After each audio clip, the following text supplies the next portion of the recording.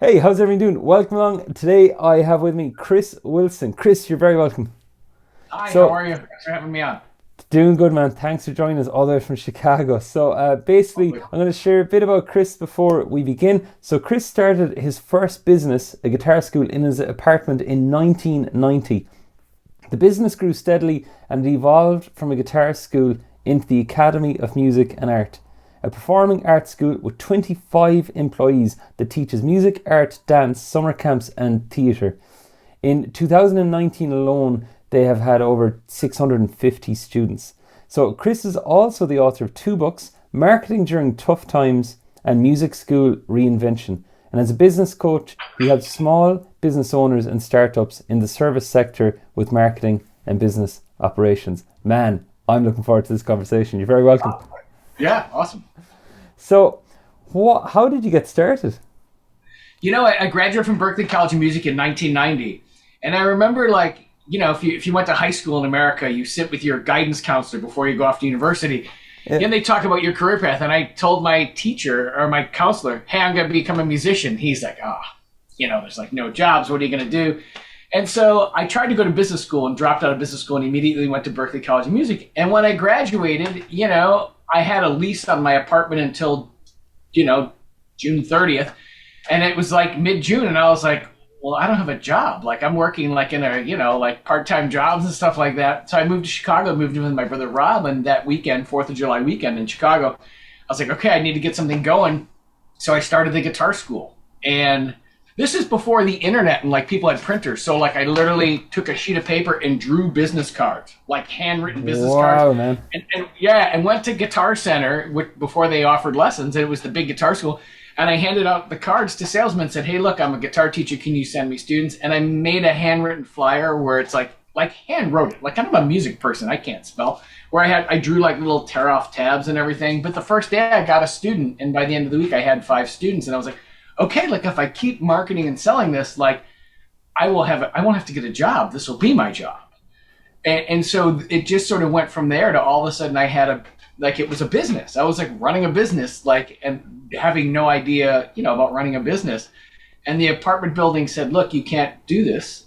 You have, you can't run a business. Like, it's one thing if you say, I'm going to see a couple, you have 50 people coming through, like, because everyone else will start a business and then we'll have zoning problems.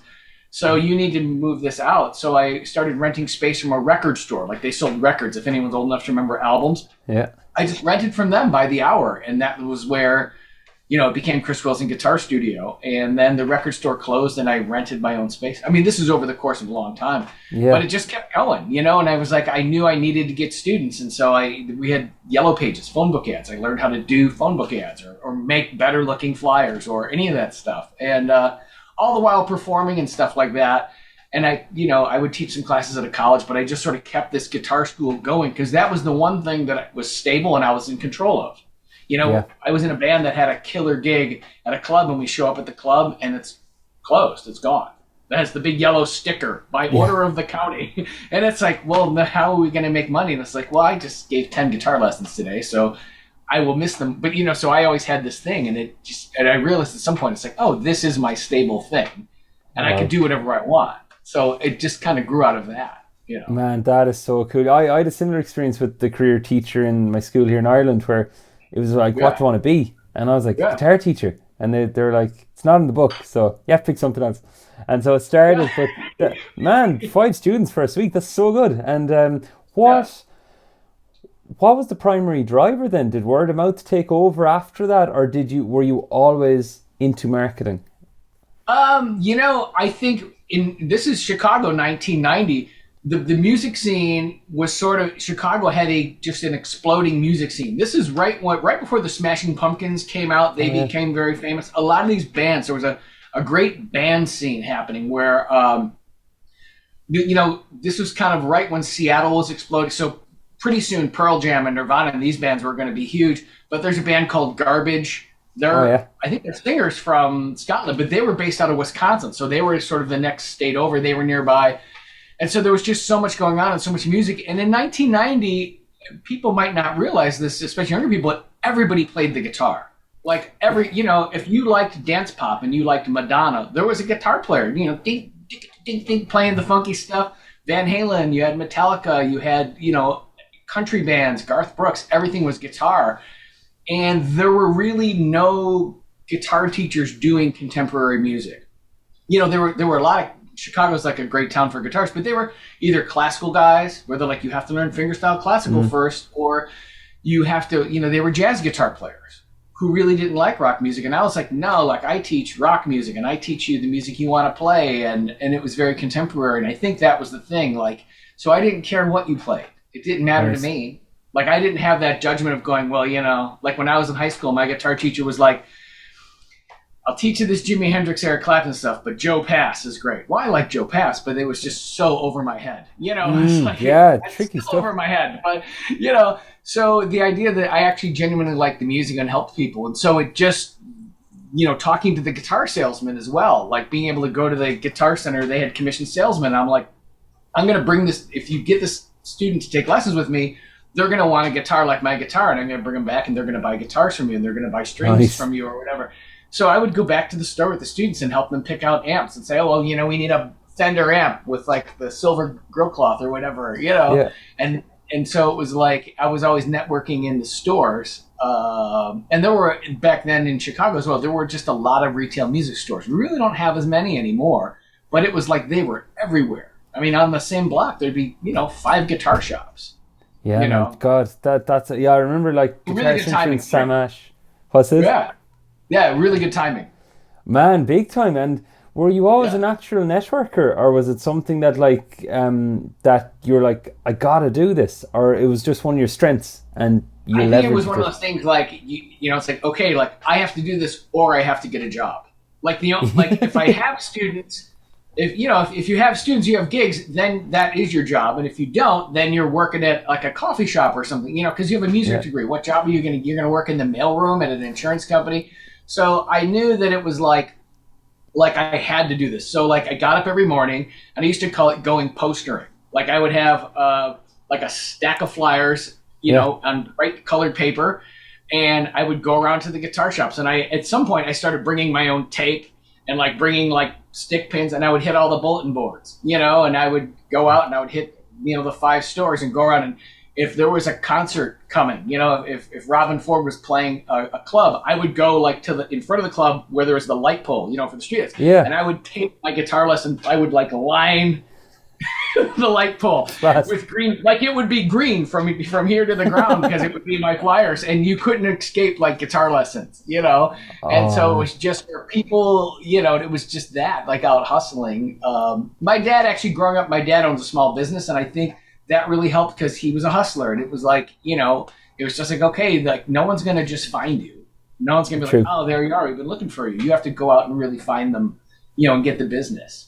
Man, that's inspiring. Like it's and as you said, like old school, like posters up at gigs. Yeah, it was 100% old school. Yeah. Wow. And were you then, let's say, after a period of time, because having spoken just before I hit record, you'd said that like as things built, that you taught less and you were more in charge of running it. And was that a natural progression? Was that something as time went on that you're like, I'm really enjoying this marketing stuff, so I might do more of that? Or well, I think I kept the marketing going, but it was just like, okay, I have 30 students waiting for time slots, and so in my office where I rented space, the space next to me became available, and so I like hired another guy, and I really had never, like from a managing a business point of view, really had no idea what I was doing as far as, okay, like how are we going to collect money if there's no secretary, like how are you going to do stuff? So yeah, it was definitely a pretty steep learning curve of appointments and cancellation and just like payroll obligations and payroll taxes. And so you just sort of figure it out as you go. And so once you can do it with one person, now it's like, okay, the difference between one employee and 3 is it's the same amount of work. And this is before software. So it was like, there was a book. Like it was literally like, like a spiral notebook, and it was like, okay, like date books. Oh my God. Yeah. I mean, now we have online softwares and there's a manager and all this stuff, but yeah, it was just, you learned what you needed as you went. You figured it out as you went. And, things changed. Like the internet came out where it was like, you could get a website. And so at the time I was married and my wife was going to the University of Illinois. So they had a computer room. So I went in a university level computer room and like learned how to like post things on the internet. I had like an AOL homepage, like all sorts of just random things. I thought that was going to be like, okay, I've got a 1-page website. Like, I'm going to get like 1 million students. And it was like nobody had, it just wasn't widely used yet. But I figured out like early on, like, okay, can I do everything I'm doing and just put it on the internet? You know, and my homepage looked just like my flyer, just on your computer. Yeah. Man, talk about early adoption, like, so that. Yeah, and, just like, doing it, yeah. I mean, this was 1996, 1997, very early, wow. Yeah. Man, you're wired for growth, like, and did you have a student goal in mind or an income goal in mind, or was it just that you're like enjoying the game of it and you're like, this is fun, I'll just keep doing it? I was kind of always like, I didn't have like, okay, could I make 100,000 a year? Could I do that? But it was like, okay, like I want to be, like I don't want to get a job. I mean, that was such a driving force of like wanting to be like an independent person and be able to make a living, but be able to have nice things, be able to like, go on vacation to Ireland or, go on vacation to anywhere or have, guitars, nothing really crazy, but yeah, I think, it was just like, I did have this idea, like, could I work 30 hours a week? So at the time I was making $30 an hour and it's like, okay, if I can teach 30 hours a week, that's like an okay living for a guitar player, and then still play in bands and things like that. And 30 hours a week is not a lot of hours, So yeah, it was that type of thing. And as the business grew, it sort of became, can I get to 100 students? Can I get to 200 students? That was when those kind of goals started popping up. Can I get to this many or that many? And sort of tracking it. We do. One of the things early on was you started just sort of tracking, okay, how did this do in September? How did this do in January? Nice. That really helped. The key performance indicators. So I can go back. I can go back to March of 2006 and see how many music lessons I sold and see how things are, their trends or whatever. So that's class. Man, that's cool. And what, let's say then you'd started off and you're teaching, and what you said there, like about having to move away from the thing of like the pain of having to get a job. Like I remember exactly. Here at one stage my student base when I began, it was so low and it dipped. I was only starting out, but the time came where I talked with the guy that I rented the room off and I said, listen man, I need to use my master's in software. I think I need to get a job. And luckily I didn't get the interview, and it was after that like it's when you have to make something happen that all of a sudden you start seeing opportunities everywhere, like putting posters up outside gigs and things like that. And what do you have any like business heroes or business influences then? I mean, my dad being a business guy and watching, he was like a kitchen table business guy, where it was like, he was in the insurance business and he used direct mail. And I have 2 other brothers. And so we would be sitting at the coffee table in the living room, and my Aunt Jean would type up envelopes. This is before computers. And one brother would fold the brochure and another one would stuff it. Another one would seal it, and then someone else would mom would put the stamp on it. So we had this like conveyor belt. So we were, doing, and that we did that, 3 or 4 times a year. We were doing all this sort of in-house direct marketing, like 1978, or something. Like I was 11 years old, and it was like, so I just assumed that everybody did that, like doesn't, everyone's dad, doesn't everybody sort of own a bit, it's just, that was the social circle. But I think that, there's other stuff. I mean, there's business people, Ray Kroc, who started McDonald's. He was 58 years old when he kind of said, okay, I'm going to take this 1 or 2 restaurants and, go out and sell it. There's a lot of business authors. Michael Gerber wrote The Entrepreneurial Myth. I mean, there's a lot of people out there where you see them do it. I'm a big fan of business, just autobiographies in general. Miles Davis, left St. Louis, went to New York and just did it, it could be any. You could read, Steve Jobs, or the Starbucks guy, Schultz. That's a great book. Yeah, I've read that one. Yeah, the guy had grew up in a housing project, right? Public housing, and had no money, and just kind of figured it out. And I love it. And his book is great for anybody reading it because he had clearly no idea what he was doing, but he had this inspiration, and he just kind of, step by step evolved into something. And he kind of just put it all out there. Yeah, I just figured it out as I went. So, oh man, yeah, big time, very likable as well, like very popular CEO. I read those books, and the Ray Kroc one is fascinating. Just like Find it out. Yeah. Yeah, Yeah. really, really good. But I'll link them below this. And then Yeah. with the building the business, was there ever a point that like you said that you were doing it as you went along? Was burnout ever a thing, or did you manage it? Or I think one of the things that really influenced me early on when the business really started to scale up was a book by Michael Gerber called The Entrepreneurial Myth. It's abbreviated E-Myth. And one of the things he talked about in his book is like work on your business, not in your business. So he's like, if you're in your business giving 80 guitar lessons a week, and then you have to do all this other stuff, you're going to be burnt out. You're not going to be creative versus your leverage in your business is your staff, so hiring people, training people, having a manager. So like if you don't like answering the phones or maybe you're not good at it, then you train someone to be your phone person and, yeah, operations manuals and teaching people how to do stuff so that, I remember we spent a summer in Budapest and it was like I ran the business off my iPad. Like there were people there, but I was in Budapest, or wherever you're at, and I was still able to do the payroll. The business was still operating and there wasn't really, it's not a really complex business if you have a well-trained staff where you can sort of step away for a while. So I think that there's always work to be done and you have really busy periods. But if you sort of take that step of saying, okay, I'm going to train people and it's not about me, it's really about, systems and training people and having efficiency, then I think that really helps. So that was able to really help me to where I wasn't overworked, because even just all the life stuff, if you have kids and if you have everything else, you want to go to concerts or do fun things, having those people in place really help.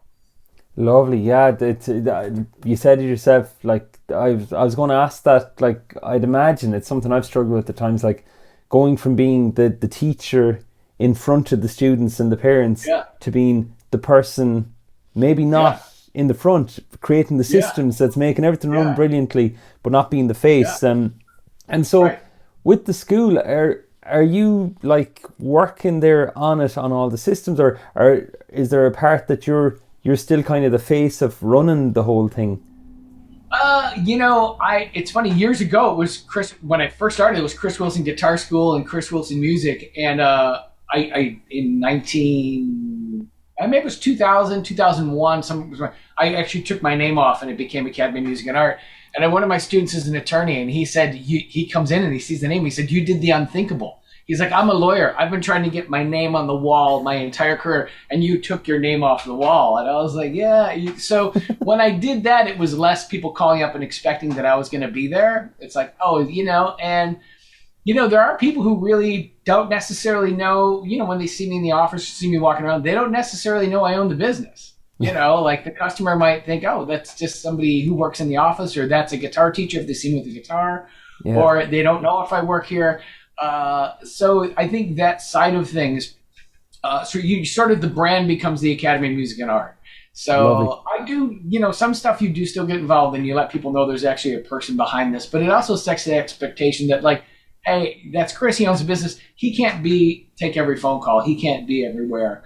That type of thing. That's good. Nice. And what is your process then for, I was talking with somebody lately about, they run a guitar school in the UK, and I was asking them, what's your own process, Chris, then for hiring a guitar teacher in particular? Sure. One of the things of Chicago is it's a great destination for musicians, especially you graduate from music school and you don't want to move to New York or Nashville or LA. So a lot of people Chicago is like a launch pad. And, you typically look for, the first thing is like, do they want to teach? Because teaching is like, if it's sort of like, I don't want to do this and I'm just doing it because I need money, that's not really going to necessarily be the best teacher. And then you want someone who has, the technical skills and the communication skills. Finding people with degrees in music is pretty easy. I think, there's a lot, there's in Chicago alone, we have DePaul University does music degrees, Northwestern University does music degrees, Columbia College does university degrees in music. So there's no shortage of musicians. It's really just finding people who want to teach. And so, do they have the people skills? At the end of the day, this is a people skills business. You're gonna sit across with someone and you're gonna teach them how to play music. And do you like to do that? Yeah. I think that's the real challenge. It's typically the people skills that people lack. It's very rarely is it academic. Typically everybody can play. Like if you have a degree in music from DePaul University, like I'm sure you can play. Yeah. You could probably whip off a Bach prelude or Villa-Lobos etudes or whatever, solo guitar arrangements of all the things you are. But can you sit down and communicate with somebody and actually after the lesson, if their kids talk to the parents and be somebody people like to be around? I think those are the things that are a little more difficult.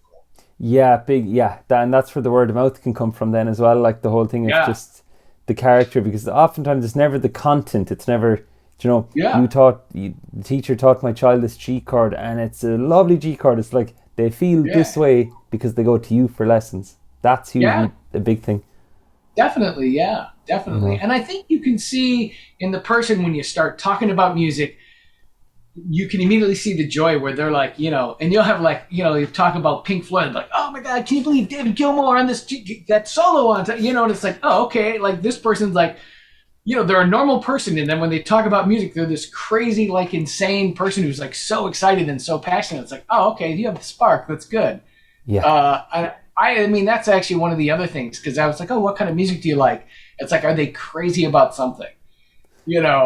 Where they love, and it could be, and it almost doesn't matter what it is, but it's like you hear that excitement where it's like music is like the most important thing in the world, and it's completely irrational. It makes no sense to anybody else, but it's like, oh, okay, you're probably going to be really good at this because the student won't understand what it is you're talking about, but they'll see that it's something that's really exciting or really fun. Yeah, yeah, big time, big time. Now that's great. And like with building it up then, let's say you had the guitar teachers, and do you in the previous guitar school owner I talked with, does each teacher kind of guide lessons their own way, or do you have like an outline or a framework that they all follow? We just let them sort of do their own thing, I think, because every student is different, so to put every student in this little box and say, okay, everyone has to do this, everyone has to do that. Every student has different outcome goals and different needs, different practice habits. So I'm always like, find out where the student's at, like meet them where they're at and take them further. And, if they have things like they say, I just want to play for fun. Well, okay, well then give them lessons that are going to keep them engaged. And music is like what they do for fun. Someone else might say, well, next year's auditions for school jazz band. So there's going to be an audition and there's 5 people auditioning and I have to be able to do these things. It's like, okay, well then we'll work on specific things to get you there. Nice. So whatever it is they're interested in, typically. That's great. Yeah, yeah, that's the way I teach as well, yeah. Yeah, And with like let's say we'll go back 1990, posters on lampposts, going to yeah, gigs, networking with guitar teachers yeah. and stores. As the internet came out then, did the school build up to the point where word of mouth was just so spread out that you didn't have to adopt Facebook and things so much, or is social media a big thing you use with your school? Sure. Social media is an interesting thing. We were an early adopter to MySpace in 2005 or 2006. Yeah. And we really thought it was almost like when I did the one-page website in 1996, where it was like, okay, this is it, boom. And so, one of the guys who worked for me was like, oh, you have to use this. And it's like, okay, cool, we're going to have this and it's going to be this explosion. And like nothing happened, it didn't, kids weren't using it. Parents didn't know what it was. We got in Facebook, like early on, as soon as we could get on Facebook, we got on Facebook. You couldn't have a business profile then. But we've had a business profile for a long time. It's never been a huge thing. I think for a local business, Yeah.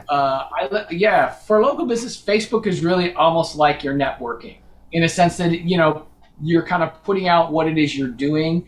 I think for our own students, it's interesting to post like stuff that's going on at the school. From a marketing standpoint, I don't know how effective it is. We haven't found it to be really effective for like guitar lessons and piano lessons. Like take piano lessons. It's like, I think that's something that's like you went out and you bought a piano, you have a piano and you're going to go out and look for it and you're going to find something like Google. Where Facebook is great for us, it's super effective, are like event-based things. So we have a theater department. We say, hey, our next musical is Shrek Jr. auditions are this date, here's how you do it. And it's like an announcement, and there's videos, and there's sort of a deadline involved. You need to register by this time, here's the auditions. And so they'll see those, and then it'll be like, we'll start posting about, hey, do you want to prepare? If you're thinking of auditioning, here's how you prepare. And we have an audition workshop that you can come in. So those type of things. Or promoting our summer programs. Our summer programs went on sale January 20th. So they've been on sale. And so we use that to really promote our summer camps and say, here's summer camps open up, registration opens up January 21st.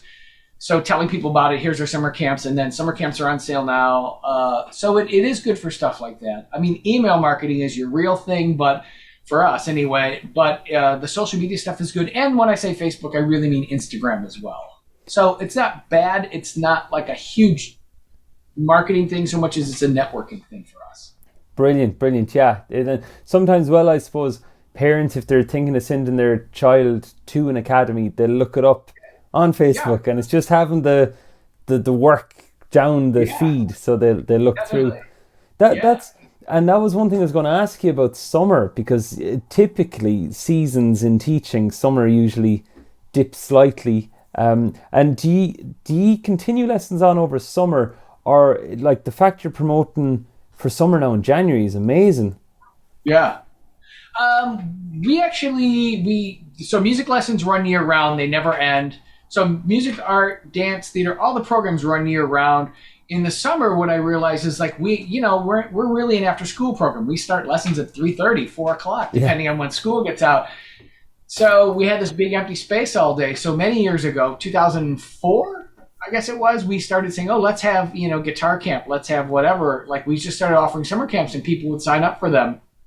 And it's just something we kept going. We added art summer camps, and then we just started like making stuff up to see if people would, it's like, okay, we need a camp for what do we need for art? Well, we need something where, learn to draw. They need to learn how to draw and paint. Okay, camp is called Learn to Draw and Paint. Like it's been Learn to Draw and Paint for 15 years, or something like that. So it's just, we have guitar camp, we had voice camp, and then a friend of mine who's a voice teacher said, oh, you should do a guitar and voice camp. And see, because people want to play and sing. So it's like, so I put that up. Actually, that's the new one for this year, and we sold 4 of those. Camp is $267 a piece. So Lovely. If you get 5 people to sign up, you're over $1,000, in revenue, $1,200 in revenue for for a 5-day period, 9 to 2:30. And so it's just one of those things that became really popular. And I realized, like, don't wait until May. We started planning it earlier and earlier, to the point where, like, Christmas holiday, that's when I sort of write everything out. Like I plan it all out, and I figure out what the schedules are. And then the website's already built out. So I just like go on the webpage, change the date from 2001 to 2, right? Change June 1st to June 2nd, whatever, you make calendar adjustments. And even the flyer, I've had the same flyer, I mean, it's the problem with the flyer is it's in Microsoft Publisher. So like I have one computer that has Publisher, and it's like, oh, is this the year I'm going to have to remake the flyer? Because it's identical, all we change are the dates. It's been one of those things where we have a real consistent thing that people really like to use. People really like us. I think a lot of people use us for childcare as well, like in the summer. Oh yeah, hugely, yeah. We're like childcare, so it's like, and we were sort of the only school really doing all those different things, that weren't like park districts, things like that. So yeah. So it's been really good. That's so cool, and I can see on you that like you get excited about the idea of camps and what it's going to bring. It's infectious, it's really cool. Yeah, it is. Well, and usually we do this January pre-sale, and then January sort of, I feel like that sort of predicts the year. Like if you do a marketing plan and you say you get a bunch of music students and you get a bunch of dance students and the art does okay, that sort of tells you sort of what the year is going to look like. And so the pre-sale, we usually do like 14 or 15 people sign up. Now we're really only doing email marketing, and we might do a couple of Facebook ads. There's no real expense on it, just time. But it sort of puts it out there on the website. And so, yeah, this year, I can't explain it. It was like an anomaly. We sold 70 summer camps in like 8 days. And it was like, I know. I went on my email and it was like, register. It's like, I was like, am I being like punked? What is going on? Like, it's like, yeah. So I don't know. It's a really good for us. It's an indicator that, because we still have the pandemic in Chicago. that, okay, are people like sort of just done with it and they're going to put their kids back in programs all the time now? Are we the last person standing because a lot of businesses went under? I mean, that could be a factor. Or maybe it's just people like what we do.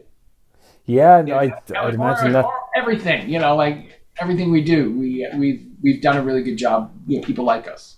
Man, yeah, geez, that's amazing. That many spaces. Yeah, I was like, what is going on? Yeah. And I was really surprised, pleasantly. Oh man, it's great. Jeez. And Yeah. with the summer camps then, like, let's say you mentioned email marketing, what is it a regular email you send out, or is there any software you have to use?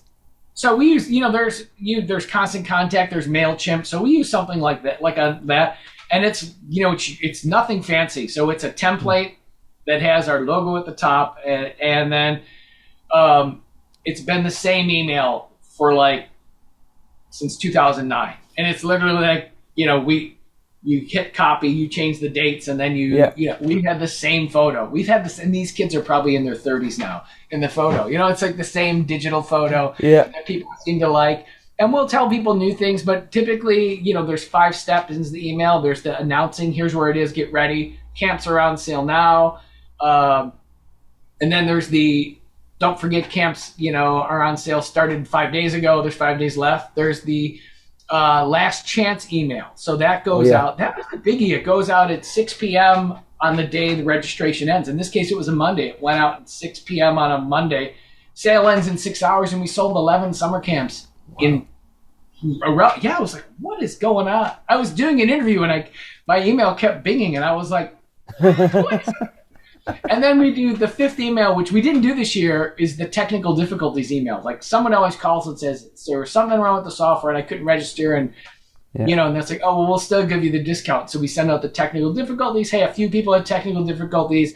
If you get this email and you haven't registered, you can register Saturday only, or Saturday and Sunday. And the office is open. If you have any problems, Nikki is in from 9 to 3. Don't, after 3 o'clock, we're not in it. So we didn't do that this year. I should almost do that again. But yeah, so that's the 5. And it's been the same for I don't know, 2009 or something crazy like that. If it ain't broke, don't fix it, as the saying goes. There's That's no cool. point. Yeah, exactly. It works. And, but, it was, we started summer camps in 2004. So 2004, 2005, 2006, 2007. So it took us about 4 or 5 seasons to where it became something that really worked. Because with some, you get one shot at January, and then you got to wait a year. And then Yeah. So it's like you get your annual shot at January. Yeah. Brilliant. And the pre-sale, so you've an amount of, when you call it a pre-sale, you have an amount of spaces there that's up for grabs. And do you reopen again coming closer to summer, or is this the main window? Oh, it's always open. It's just like, so you get $50 off until that's January. That's the deal. 1st. Got it.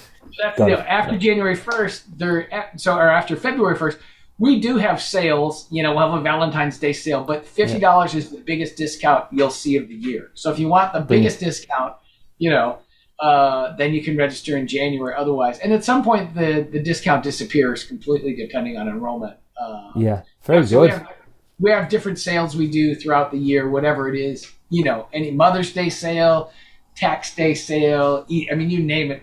I have all these promotions stacked up. And then, you just go through the email server and say, okay, well, we need some more students. All right, do we want to do Valentine's Day promo? Nice. Got a few of those, or whatever it is, just different promotions, and just go through and find the one that works.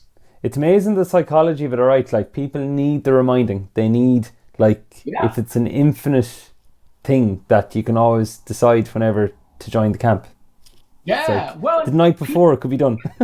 Yeah, exactly. Well, and people forget, even I was emailing you yesterday that we're doing this interview, and I woke up this morning and go, I feel like I have to do something this morning. And it's like my alarm goes off. So that's right, I'm doing the interview. That's right. So even in my own life, so the constant reminders, we might think when we get them, the pop-up reminders are irritating, but they actually really do help people because, if you're signing up for 5 summer camps and you save $250, for some people, that's a lot of money.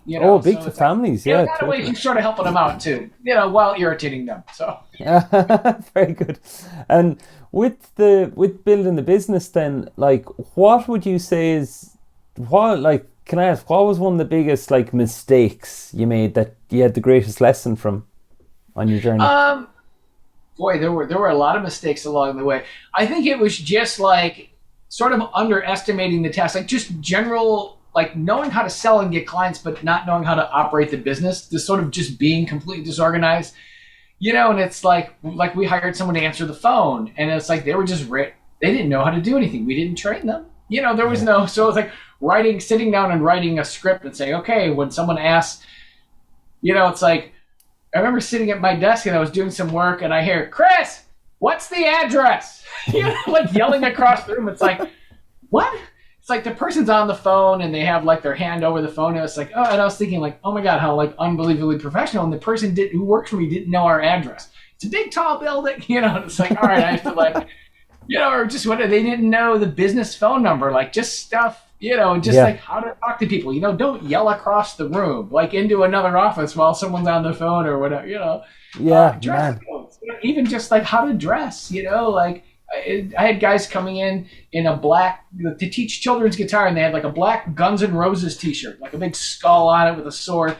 Sleeves were cut off. I mean, they looked like they just got out of prison. And it was just like, okay, we have to talk about like just presenting a nice appearance to the family, or like, like, so that type of stuff. So it's like, you can be great, and if you're scary looking, you're gonna scare the kids. It's like first impressions, yeah, images. First impressions are important. So yeah. And with the like, let's say, so like, man, this is like you've such a like brick and mortar like business operation on the go, and like, and is it mostly kids or is there adults learning as well? We probably adults are maybe 10 or 15% of the school. So Perfect. It's almost all kids. So we're in the suburbs of Chicago. So yeah, it's families and kids and, that type of thing.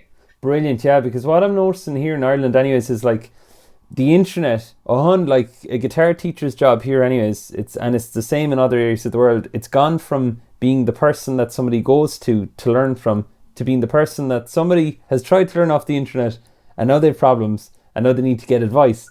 And but it's really interesting, I think, as the years go on.